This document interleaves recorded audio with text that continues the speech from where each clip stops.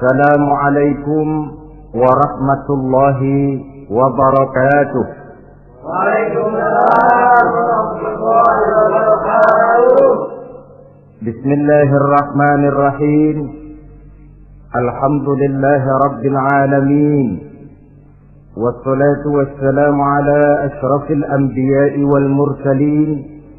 Sayyidina wa maulana wa habibina wa syafi'ina Muhammadin wa ala alihi wa ashabihi al-mujahidin at-tahirin, amma ba'du. Saudara-saudara kaum muslimin rahimakumullah. Pada pertemuan kali ini kita akan membicarakan riwayat Nabi Allah Ibrahim alaihi salam. Beliau termasuk salah satu dari 5 orang rasul yang merupakan kelompok yang dikenal dengan ulul azmi, yaitu para rasul yang dinilai mempunyai kelebihan di dalam keutamaan, ketabahan, keuletan, dan sikap istiqomah di dalam berjuang. Jumlahnya ada 5, yaitu Nabi Nuh, Nabi Ibrahim, Nabi Musa, Nabi Isa, dan Nabi Muhammad alaihi wassalatu wassalam. Sebagaimana yang kita maklum bahwa Nabi Allah Ibrahim alaihi salam lahir pada masa pemerintahan Raja Namrud laknatullah alaih. Namrud adalah figur yang lebih merupakan kekuatan daripada keadilan, lebih merupakan kezaliman daripada kebijaksanaan. Ia seorang raja yang memerintah secara sewenang-wenang, lalu dengan segala macam cara berusaha mempertahankan kekuasaannya. Itu sebabnya di hari-hari menjelang kelahiran Nabi Allah Ibrahim alaihi salam, entah oleh karena rasa takut dan khawatir akan munculnya orang-orang yang dapat menumbangkan kekuasaannya, entah karena bisikan ahli nujum atau dukun-dukun yang memang banyak mengelilingi istananya, ia memutuskan untuk membunuh seluruh bayi yang dilahirkan dalam bentuk laki-laki. Ini dilatar belakangi oleh kekhawatiran akan muncul seseorang yang dapat menghancurkan kekuasaannya, sebagaimana Fir'aun laknatullah alaih. Itulah sebabnya di zaman sebelum Nabi Ibrahim dilahirkan, Raja Namrud membuat peraturan. Apabila seorang ibu melahirkan bayi laki-laki, bunuh bayi itu. Seluruh perempuan hamil berada di bawah pengawasan aparatur negara, dan laki-laki dianjurkan untuk jangan dekat-dekat dengan istrinya guna menghindari terjadinya proses kehamilan ini. Entah berapa ratus bahkan berapa ribu bayi laki-laki yang jadi korban tanpa dosa dari sebab kelaliman pemerintahan Raja Namrud laknatullah alaih ini.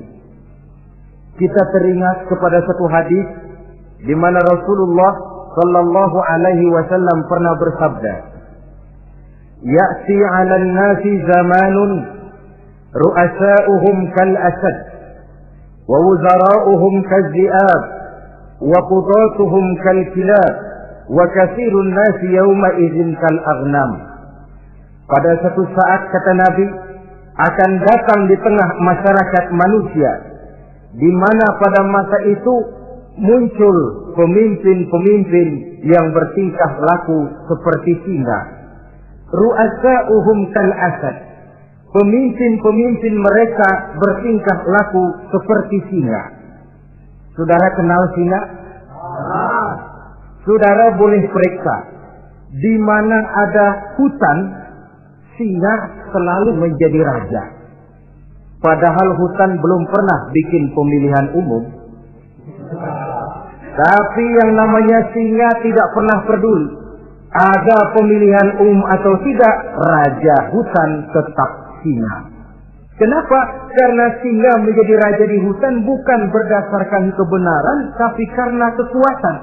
Karena kuat, maka dia naik jadi raja. Soal benar atau tidak, soal lain. Maka sebagai akibatnya, setelah si singa ini naik menjadi raja hutan, dia bukan melindungi rakyatnya, malah makanin rakyatnya. Coba saudara lihat di hutan.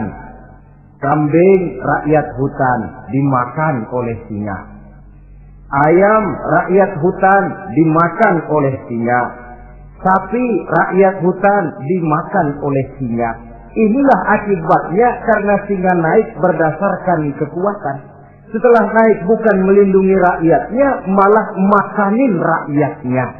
Mental semacam inilah yang dimiliki oleh Raja Namrud laknatullah alaih. Cuma karena rasa ketakutan akan datang orang yang akan menumbangkan kekuasaannya, maka seluruh bayi laki-laki harus dibunuh tanpa dosa apapun. Itulah kata Nabi, akan datang di tengah masyarakat manusia muncul pemimpin-pemimpin yang mentalnya seperti singa. Lah kalau yang jadi pemimpin sudah seperti singa, wa wuzara'uhum kazi'ab, yang jadi wazir, yang jadi menteri, kata Nabi, lagunya seperti serigala. Nyetel ini, tapi seperti serigala. Apa serigala itu? Saudara tahu dalam dongeng anak-anak, serigala itu kan binatang yang paling licik. Untuk terang-terangan dia tidak berani karena tidak punya kekuatan seperti sang singa.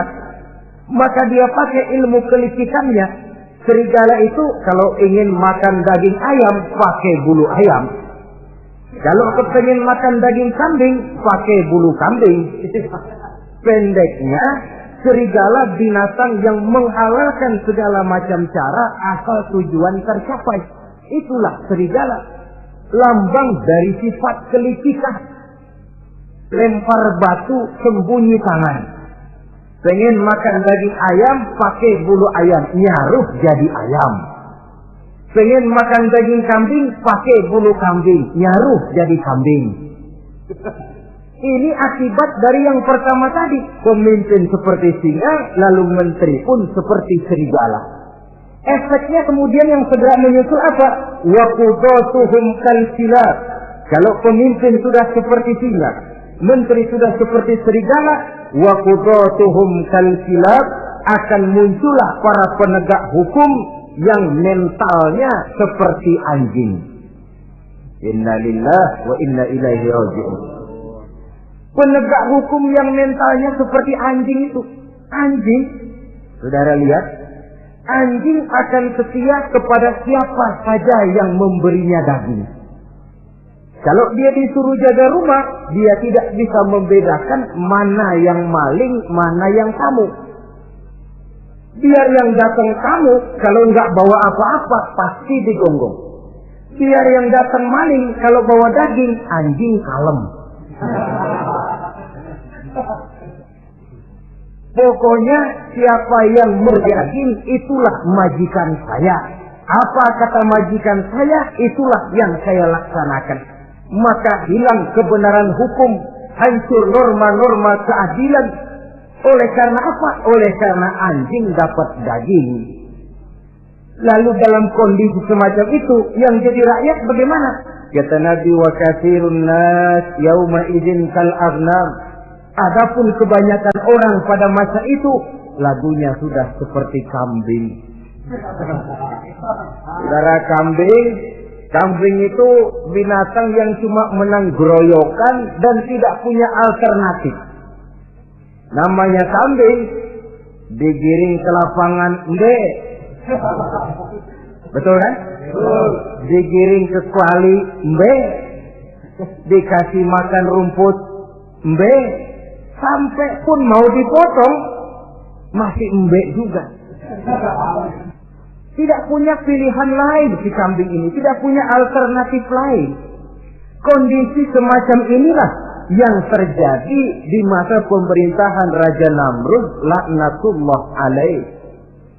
Oleh karena diiming-iming, dibisiki oleh dukun-dukunnya, oleh nujum-nujum yang mengelilingi istananya, bahwa akan datang seorang anak laki yang kelak akan menumbangkan kekuasaannya, dia mengeluarkan peraturan. Ya, peraturan singa. Mulai saat ini diumumkan kepada seluruh rakyat, siapa-siapa perempuan melahirkan bayi laki-laki, bunuh hidup-hidup. Seluruh orang bunting di bawah pengawasan hansip negara. Dan mulai malam ini, supaya semua kaum bapak jarang-jarang tidur sama istrinya. Namanya peraturan Namrud. Tapi apa yang memang Allah kehendaki untuk terjadi, pasti terjadi. Yaitu kelahiran Nabi Allah Ibrahim alaihi salam. Pada saat beliau terlahir ke alam ini, oleh ayahnya yang bernama Azar, disembunyikan di dalam sebuah gua. Di sini bertemu antara nurani seorang bapak dan ketaatan kepada raja. Dia ingin taat kepada raja, dia mesti membunuh anaknya. Tapi sebagai bapak, dia sayang kepada anaknya, dia harus selamatkan. Dicarinya jalan tengah, maka Ibrahim disembunyikan di dalam sebuah gua dengan satu perhitungan tentunya. Lu mati, ya nggak apa-apa, lu hidup ya syukur. Tapi ini pertimbangan dia akan bikin susah dia di masa yang akan datang. Coba anak dalam kondisi apa adanya ditaruh di dalam gua, menurut perhitungan logika mati ini. Namun apa yang terjadi?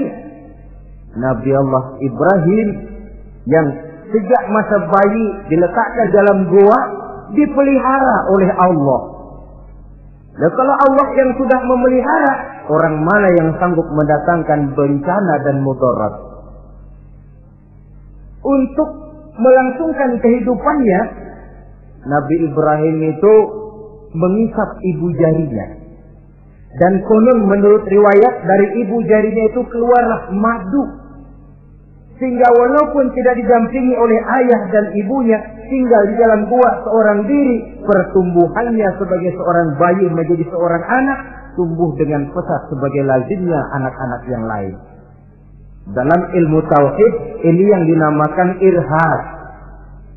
Tanda-tanda yang diberikan kepada seseorang yang akan dipilih menjadi rasul pada saat dia masih anak-anak. Ini yang dinamakan irhas. Adapun kalau dia sudah diangkat menjadi rasul, maka tanda-tanda itu dinamakan mukjizat.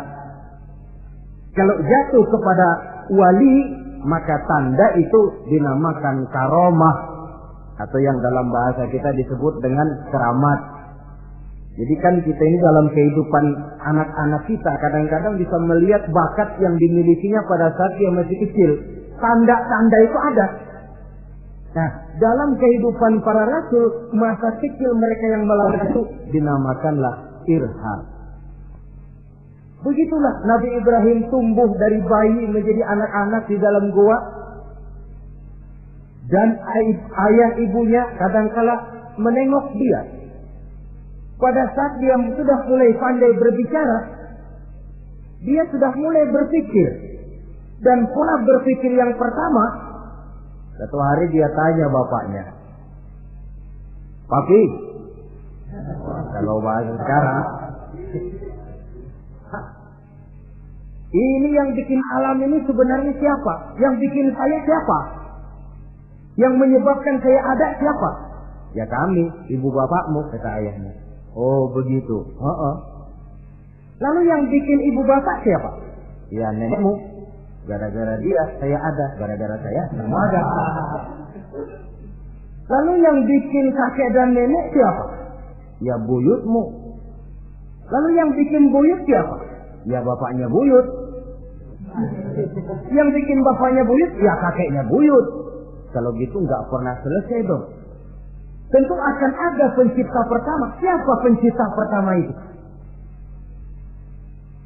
"Bapaknya buntu."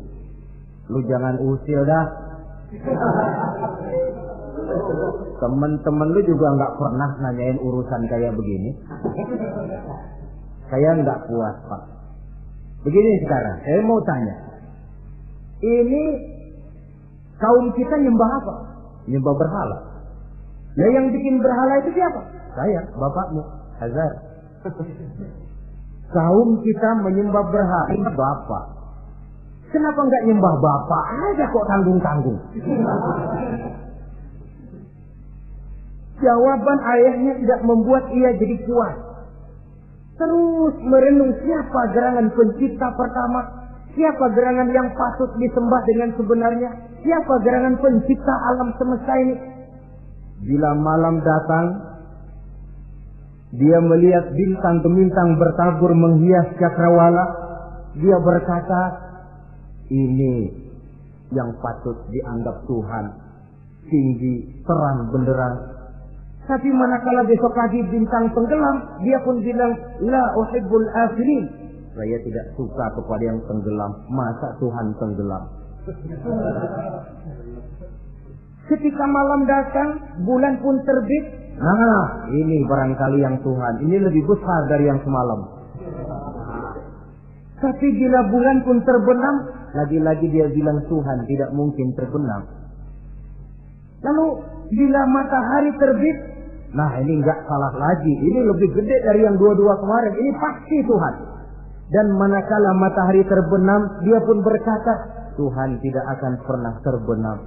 Perjalanannya mencari Tuhan ini bisa saudara baca dalam surah Al-An'am ayat 76 sampai dengan ayat 79.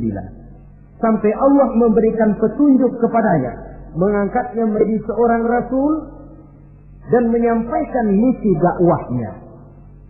Saudara-saudara kaum muslimin rahimakumullah.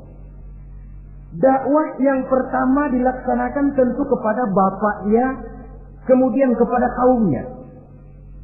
Secara psikologis ini kan makan nasi. Coba, kalau kita harus nasihatin orang lain yang tidak ada hubungannya dengan keluarga, barangkali biasa saja. Tapi nasihatin bapak sendiri, ini kan makan nasi. Mau didiamkan saja, batil dan sesat.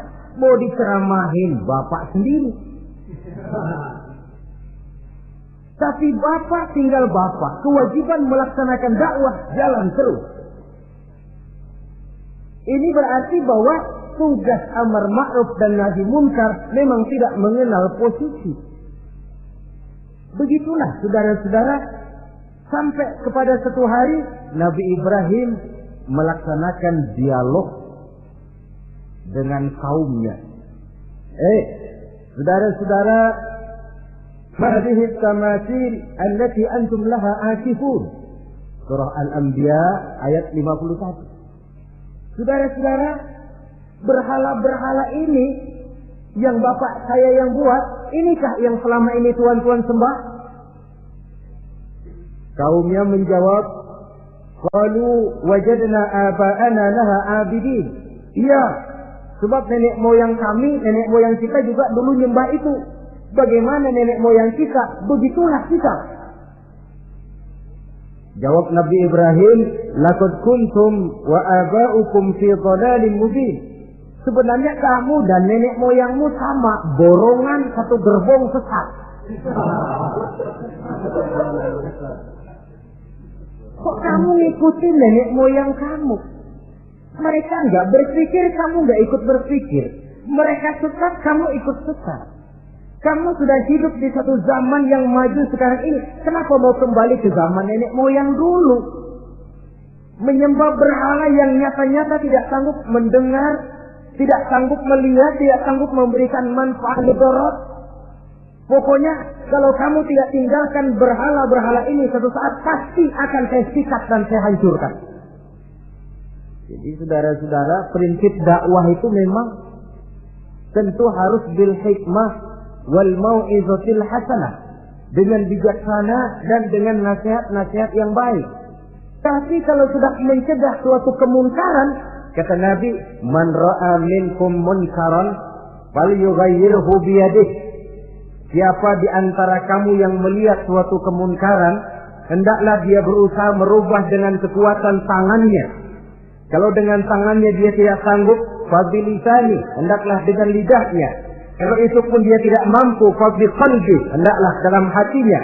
Dan mencegah suatu kemungkaran dengan hati, itulah nilai iman yang terendah adanya. Nabi Ibrahim melihat bahwa watak menyembah berhala ini sudah berurat dan berakar. Kenapa? Mereka mengembalikan itu kepada kebiasaan dan tradisi nenek moyang. Sama juga di zaman kita sekarang ini. Sudah kita menegakkan tauhid, membina sebersih-bersih iman, menegakkan semulus-mulus tauhid. Ada juga kelompok orang yang mau mengembalikan kita ke zaman nenek moyang, ke zaman animis, menghidupi tradisi nenek moyang dalam hal ibadah, dalam hal ubudiyah. Tentu merupakan langkah kemunduran adanya. Dan ini bukan barang baru. Umat Nabi Ibrahim sudah memberikan contoh. Kenapa kami menyembah berhala? Sebab nenek moyang kami menyembah berhala. Nabi Ibrahim jawab gampang aja. Iya lo borongan, sekerbong, lempeng semua sesat. Kaum muslimin rahimakumullah. Dan bukan cuma kata, dibuktikan oleh Nabi Allah Ibrahim. Begitu Raja Namrud menurut satu riwayat bersama para tentaranya pergi berburu, Nabi Ibrahim ngintip-ngintip. Begitu Namrud keluar, beliau masuk. Kalau istilah kita, ke tempat Namrud ibadah, ke masjidnya dah. Di mana di situ tersimpan seluruh berhala yang mereka sembah, dari yang paling gede sampai yang paling kecil. Nabi Ibrahim masuk bawa kampak. Seluruh berhala-berhala yang ada di tempat itu habis dikampakin, hancur berantakan. Kecuali berhala yang paling gede, itu ditinggalin, nggak diapa-apain, dan kampaknya ditaruh di tangan berhala yang paling gede. Memang kebetulan tangannya lagi teracung begini, digantungkan kampak di situ. Nabi Ibrahim keluar. Adapun Namrud, ketika dia pulang dari perburuannya, mau melaksanakan ibadah, bukan main terkejutnya melihat Tuhannya berantakan.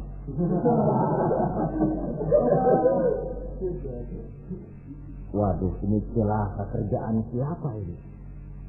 Dikumpulkan para intel negara, staf-staf khusus. Ini ada supersip masuk kemarin, mengganggu stabilitas peribadatan kita. Ini mesti dicari siapa biang keroknya ini.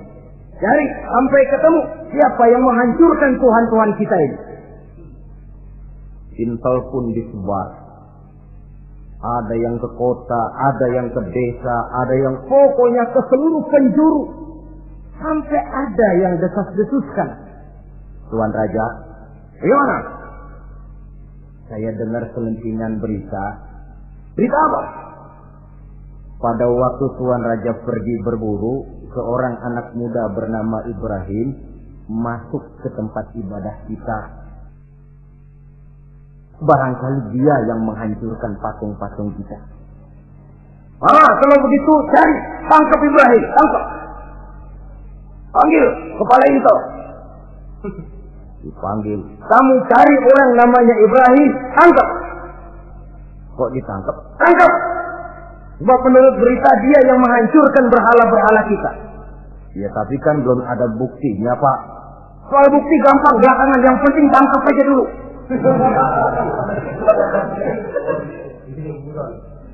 Ini supersip ini. Saudara-saudara, dicarilah Nabi Allah Ibrahim, ketemu, dihadapkan kepada Raja Namrud, disidang di pengadilan terbuka, disaksikan orang banyak, dibuka oleh Raja Namrud. Sidang luar biasa dalam rangka memeriksa dan mengadili tertuduh Ibrahim. Dengan ini kami nyatakan dibuka untuk umum. Terdakwa supaya dibawa ke dalam ruangan sidang. Dihadapkan Nabi Ibrahim. Nama Ibrahim. Orang tua. Tuduhan menghancurkan berhala. Hadza bi alihatina ya Ibrahim. Hai Ibrahim, benarkah kamu yang menghancurkan Tuhan-Tuhan kami? Ah, siapa bilang? Ada berita yang sampai kepada kami. Ketika kami keluar, kau masuk ke tempat kami ibadah. Ngaku aja dan ngaku. Daripada urusan ini panjang, mendingan ngaku aja dah. Kata Nabi Ibrahim, enggak. Bal fa'aluhu kabiruhum hadha. Yang menghancurkan berhala-berhala Tuhan, berhala yang paling besar ini. Yang paling besar ini. Besarnya nunjuk ke patung, ininya nunjuk ke dirinya. Kabiruhum kepada berhala, hadha kepada dirinya sendiri. Wah, enggak, kata Nabi Ibrahim. Setahu saya enggak semua berhala hancur. Saya dengar yang paling gede enggak apa-apa. Ya. Dan ada kampak di tangannya. Kali yang gede tuh iseng. Jadi yang kecil-kecil ini dikampakin semua sama yang gede. Oh, buktinya kampak masih ada di tangannya, kok tanya aja dia. Kata Namrud, Ibrahim, kamu sudah gila apa? Kenapa? Masa saya disuruh nyembah berhala, disuruh nanya berhala? Jadi nggak bisa jawab dia, nggak bisa jawab. Nah kalau nggak bisa jawab, kenapa disembah? Yang gila saya apa sampean?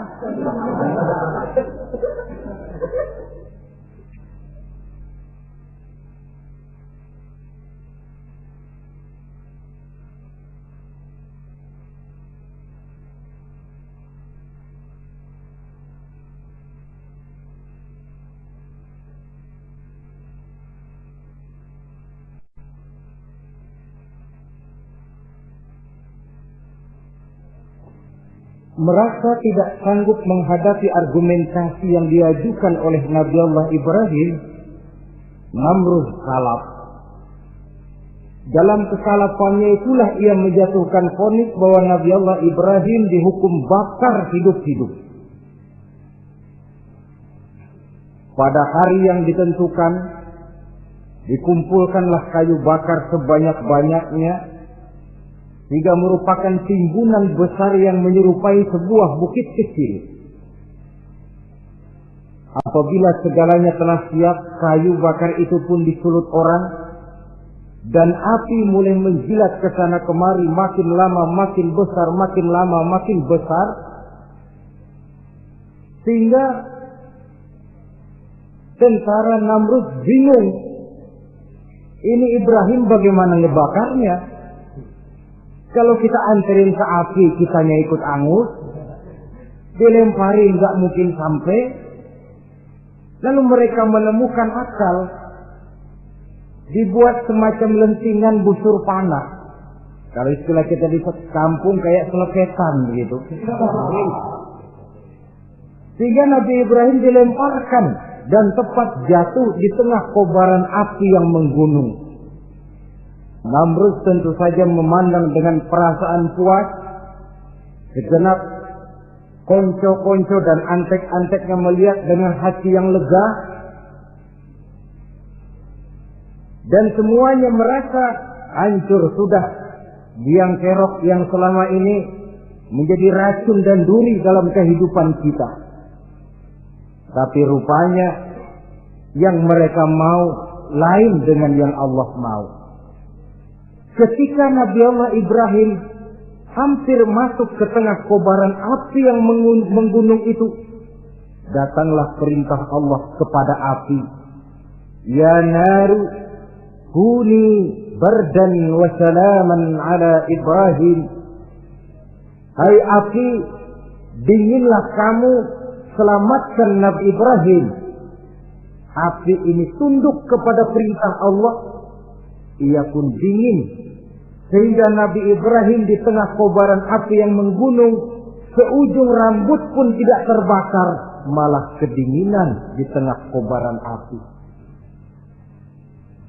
Lalu api ini dari besar, makin lama makin kecil, makin lama makin kecil, akhirnya padam. Yang ada tinggal tumpukan arang dan debu.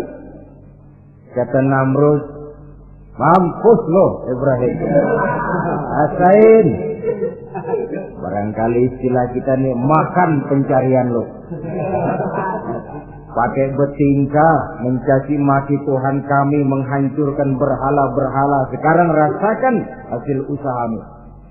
Sorak-sorai pun kedengaran.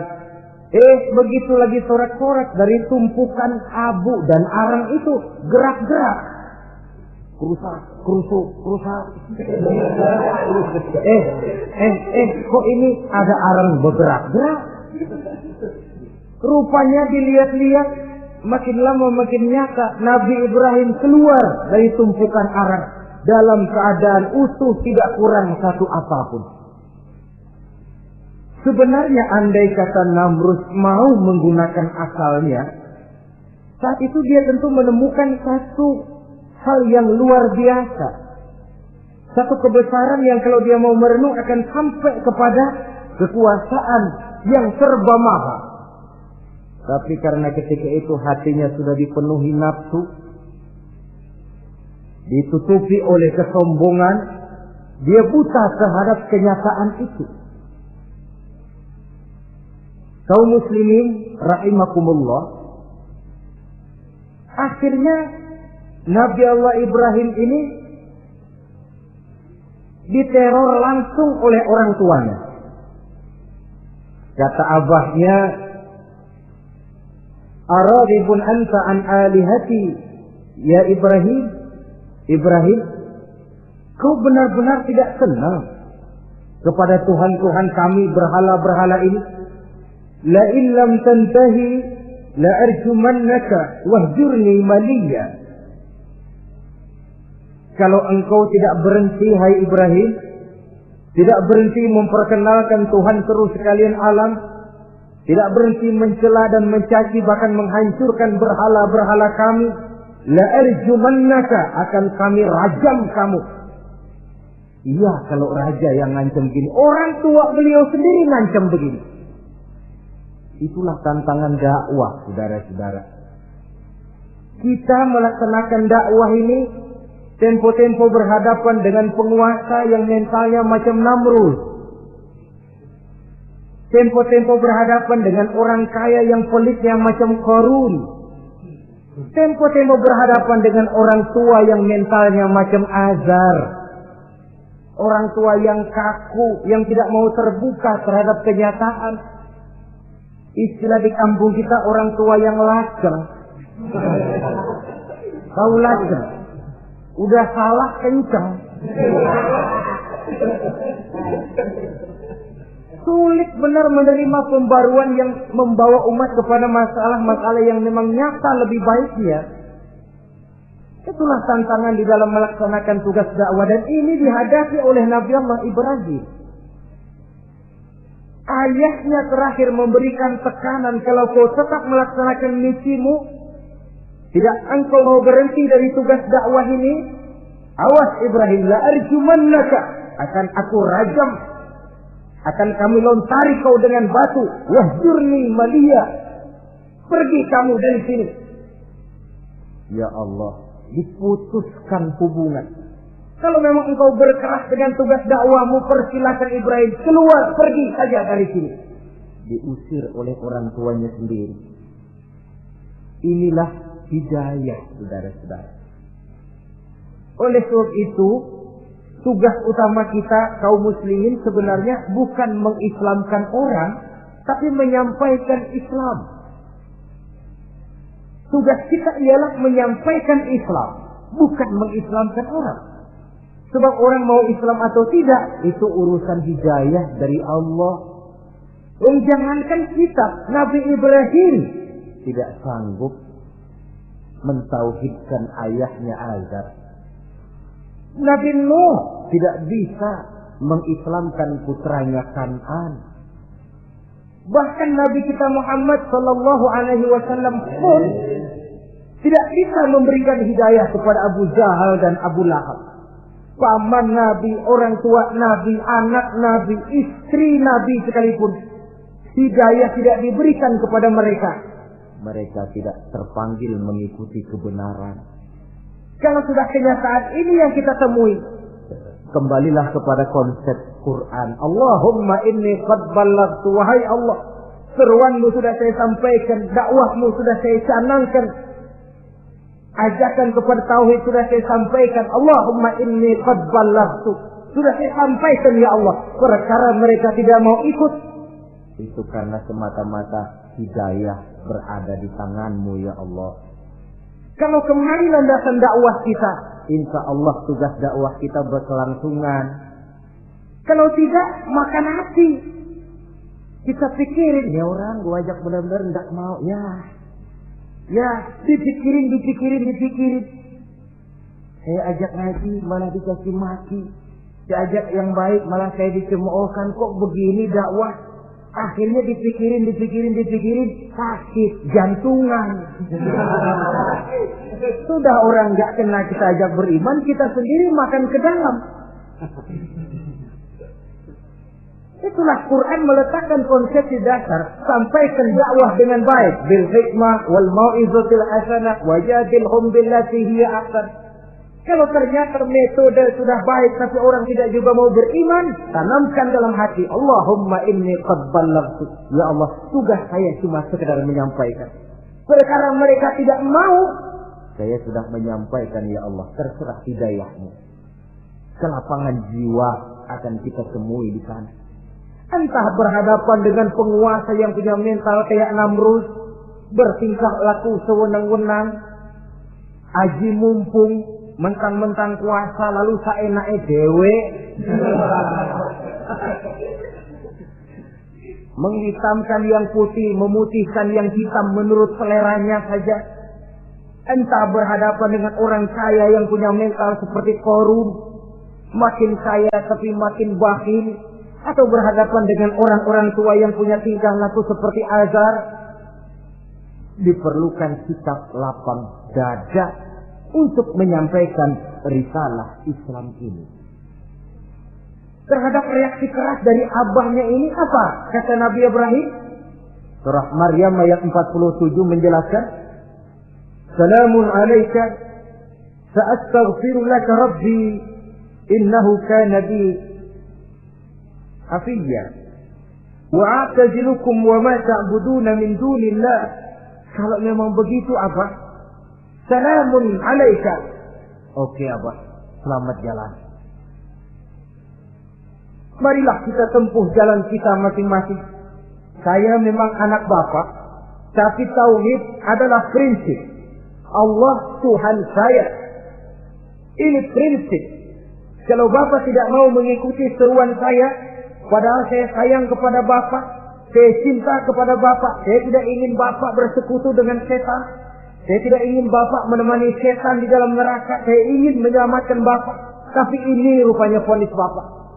Hendak merajam saya, mengusir saya dari sini. Oke, Bapak. Salamun alaika. Selamat jalan. Sa'astaghfirullah. Saya akan memohon ampun kepada Allah untuk Bapak. Memohon ampun.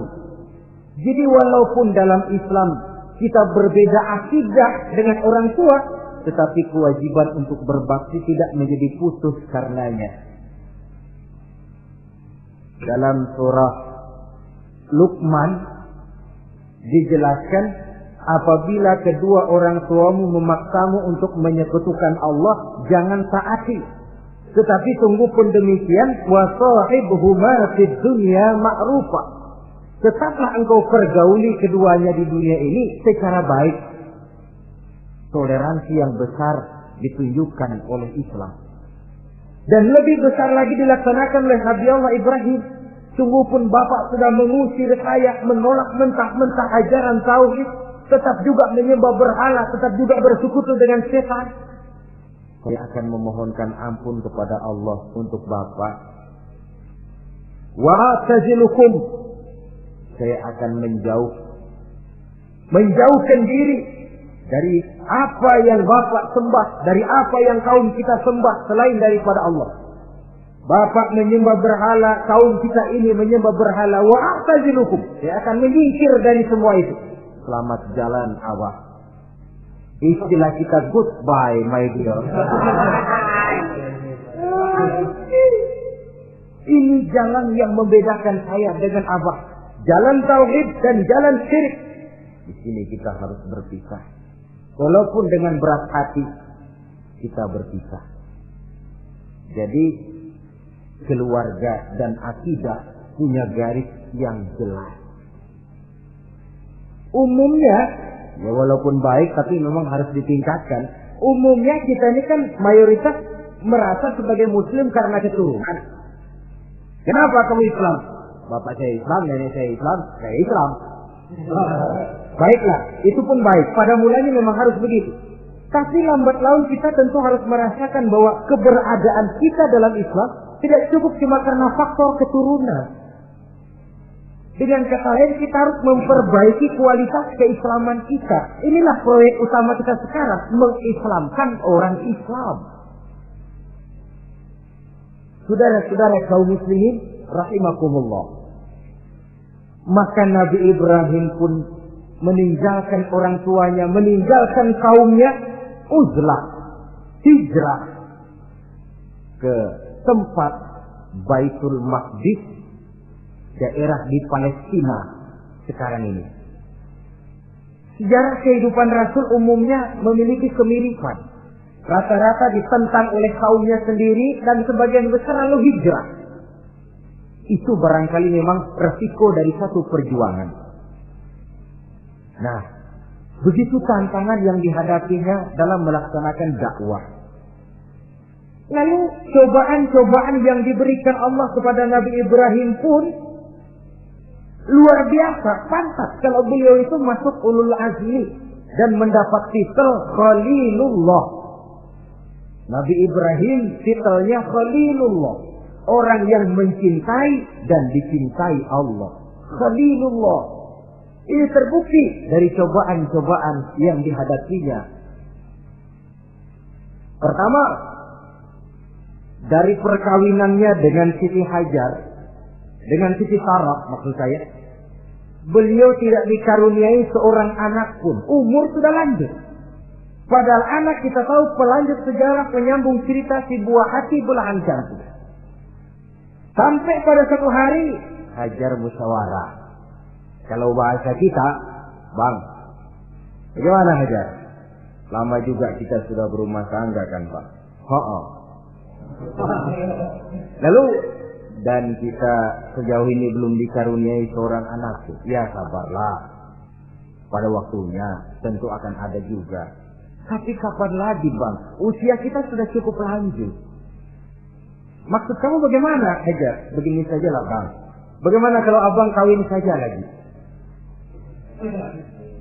Ya Allah, punya istri macam begini, menyuruh lakinya kawin lagi.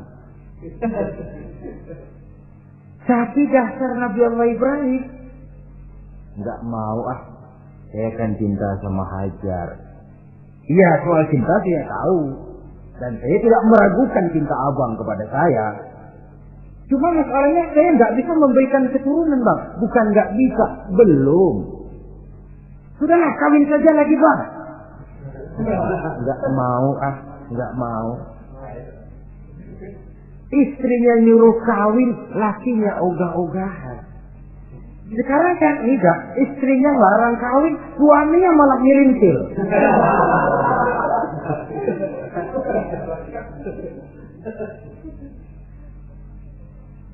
Sampai ketika didesak kata Ibrahimnya, kalau itu yang Sarah Hajar mau, biarlah, jadilah. Saya mau kawin lagi dengan syarat kau yang mencarikan istri untuk saya itu. Oleh Siti Hajar dipilihkan Siti Sarah. Kawinlah Nabi Ibrahim dengan Sarah. Dari Sarah ini beliau dikaruniai seorang putra bernama Ismail alaihi salam. Nah, cobaan datang untuk menguji Khalilullah ini. Hai Ibrahim, kau cinta kepadaku, kata Allah seolah-olah. Setelah kau punya anak, masuk rasa cinta anak ke dalam hatimu. Allah mau buktikan mana cintamu yang lebih besar, kepada anakmu atau kepada aku, kata Allah. Maka turun perintah untuk menyembelih anaknya sendiri. Satu riwayat menceritakan bahwa latar belakang perintah menyembelih anak ini sebenarnya gara-gara Nabi Ibrahim juga ketelepasan ngomong. Beliau pernah menyembelih 300 ekor onta dan 1000 ekor kambing. Dagingnya dibagikan kepada fakir miskin, dilaksanakan penyembelihan itu untuk mendekatkan diri kepada Allah. Dekat. Tidak cuma manusia, malaikat kagum, dipuji Nabi Ibrahim. Bukan main Ibrahim, kaya berani. Ya, kalau miskin berani, nekat kali. Ini kaya berani. Menyembelih 300 unta, 1000 kambing, dagingnya disedekahkan kepada fakir miskin. Luar biasa Ibrahim. Ketika dipuji orang banyak, itulah beliau timbul sifat manusianya. Apa kata beliau? Saya mah jangankan kambing sama unta, anak juga kalau saya punya disuruh potong, saya potong untuk mendekatkan diri kepada Allah. Kenapa ketelepasan ngomong begitu? Sebab waktu itu belum punya anak, ngomongnya enak. Sama juga kita, goma kalau punya motor, tapi juga ketemu di jalanan, gue boncengin. Lagi belum punya. Kalau udah punya, lain gayanya. Itu biasa, itu omongan orang belum kaya emang gitu.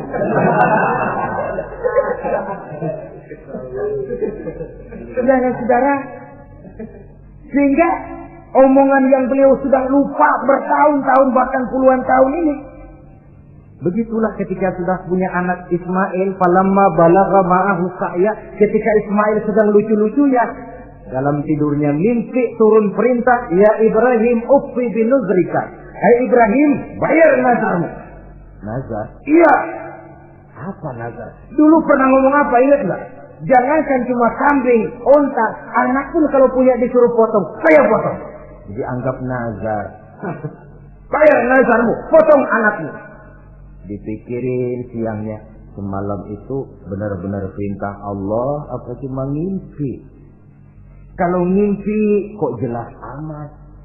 Kalau perintah Allah kok kelewatan amat. Pakai anak disuruh potong, emang gak ada yang lain apa? 3 malam berturut-turut mimpi sampai beliau yakin ini memang benar perintah Allah. Dan dilaksanakan dengan berat hati. Pagi-paginya bilang kepada Siti Sarah, Sarah, Ismail mandikan, berikan pakaian yang baik, saya mau bawa pergi dia. Kemana Bang? Pokoknya mau saya bawa. Berangkatlah anak beranak ini menuju salah satu bukit di daerah Mina. Ketika duanya sudah mau berangkat, iblis sibuk bukan main. Ini cobaan loh. Orang kalau mau ibadah, Pak, iblis paling gatal. Segala macam cara mereka lakukan agar orang jangan ibadah. Ini Ibrahim mau membuktikan cintanya kepada Allah. Ya Allah, lihatlah. Walaupun saya sudah punya anak, cinta saya kepadamu lebih besar, ya Allah. Walaupun perintah ini menyembelih leher anak sendiri, saya potong karena melaksanakan perintahmu. Iblis ribet. Mula-mula dia bisikin Nabi Ibrahim. Hei Ibrahim, kau lihat anakmu di belakang itu. Kecil, lucu-lucunya. Masa anak begitu mau dipotong? Tega kamu Ibrahim. Ini perintah Allah. Gak ada urusan sama ente. Kata iblis, waduh mantap juga nih. Kalau suaminya gagal, istrinya kali. Biasanya perempuan perasaannya lebih tinggi daripada pikirannya. Ini Siti Sarah barangkali. Kalau Siti Hajar barangkali kalau saya perdayai bisa terpedaya. Hajar, ya. Kamu tahu anakmu Ismail mau dibawa kemana? Saya tidak tahu. Mau dipotong, ya. Suami mau Ibrahim, mau dipotong. Dipotong. Kok bisa begitu? Iya, katanya ini perintah Allah. Iblis, Kalau memang ini perintah Allah, jangankan cuma anak saya Ismail, saya juga ibunya mau ikut dipotong. Wah, kata iblis nih gilaan lagi dari laki. Saya kira karena perempuan bisa barangkali dilemahkan semangatnya, nyata ya tidak. Ismail nih masih kecil kali ini, gampang dikelecehin. Ismail, kau mau dipotong oleh ayahmu? Dipotong. Kok bisa begitu? Katanya perintah Allah. Kalau memang ini perintah Allah, saya siap. Iblis mau ngomong lagi, Nabi Ibrahim Ismail ngambil batu disambitin iblis. Idhab ya la'in, pergi, laknat terkutuk kamu. Nyambitinnya itu sampai sekarang jadi ikutan dalam salah satu pelaksanaan ibadah haji yang disebut zumrah, melontar. Itu simbol permusuhan abadi antara manusia dengan iblis. Jadi kalau ada orang mau berbuat baik, iblis itu datang dari 3 penjuru. Dari bapak, dari anak, dari istri. Kadang-kadang bapaknya nggak kena, istrinya dibujukin. Laki lu sok loyar menyumbang masjid. Jangan kasih duit, simpan aja baik-baik. Istri nggak kena, anak. Segala macam cara iblis berusaha. Baru sampai di bukit yang dituju, Nabi Ibrahim buka kartu. Ismail, abah diperintah Allah menyembelih lehermu. Bagaimana? Kerjakan apa jangan? Kalau memang itu perintah Allah, kerjakan apa? Insya Allah abah akan menemukan saya termasuk orang sabar. Ini jawaban anak soleh. Coba kalau jawaban anak pintar nggak soleh, bukan begitu. Ismail, saya disuruh motong lehermu, bagaimana? Kenapa saya pak, bapak aja yang tuaan potong.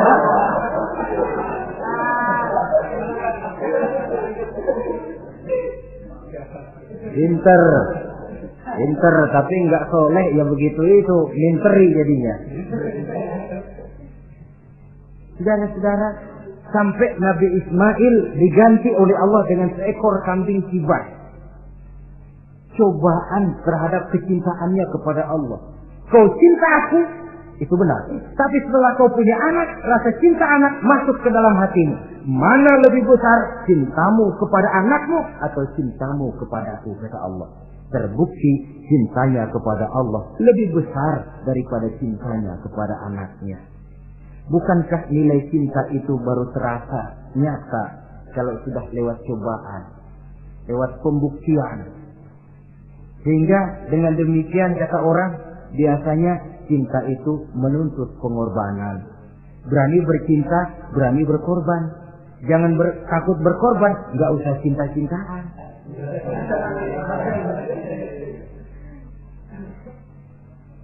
Saudara-saudara, sebab kalau orang sudah berbuat untuk sesuatu yang dicintainya, sangat boleh jadi si lemah akan jadi kuat, yang jauh jadi terasa dekat, yang takut jadi berani. Kalau orang sudah melakukan sesuatu untuk yang dicintainya. Seorang bapak karena cintanya kepada anaknya, dia rela pergi pagi pulang sore, peras keringat banting tulang supaya hari depan anaknya lebih baik daripada dia. Seorang suami yang cinta kepada istrinya, tidak soal dia kepanasan dan kehujanan, mencari yang sulit-sulit yang diinginkan oleh istrinya. Contoh paling dekat saja, kalau istrinya sedang mengidam, dia tengah malam buta minta mangga dan gak musim mangga, kerusak-kerusuk suaminya cari mangga. Cinta memang membuat yang jauh jadi terasa dekat. Lalu cobaan lain ketika turun perintah melaksanakan khitan. Umur beliau menurut riwayat Abi Daud sudah umur 80 tahun. Di zaman belum ada pisau cukur, silet, gunting, kulit sudah alot. Tapi ini perintah Allah, laksanakan, resiko belakangan. Nabi Ibrahim pandai memilah mana kepentingan pribadi, mana perintah Allah. Nah, perkara beliau nanti pindah ke Mekah, membangun Ka'bah sampai kepada hari tuanya, ini berkaitan dengan Nabi Allah Ismail, dan akan kita bicarakan pada pertemuan di mana kita nantinya akan membicarakan riwayat Nabi Ismail alaihi salam. Untuk riwayat Nabi Ibrahim, walaupun serba singkat, hingga ini sajalah dahulu, dan mudah-mudahan menjadi tamsil, ibarat dan contoh yang bisa kita jadikan pegangan di dalam kehidupan kita sehari-hari. Terima kasih banyak atas segala perhatian. Mohon maaf atas segala kekurangan. Usikum wa nafsi bitaqwallah. Wassalamualaikum warahmatullahi wabarakatuh.